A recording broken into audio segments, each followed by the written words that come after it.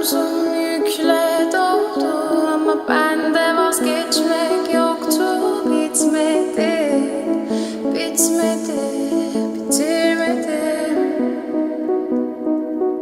Ben özel değilim ya da öyle bir şey ama sen varken hep böyle hissettim, böyle hissettim.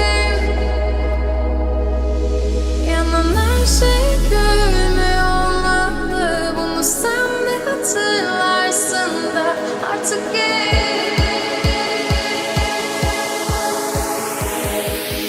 öyle hissettim.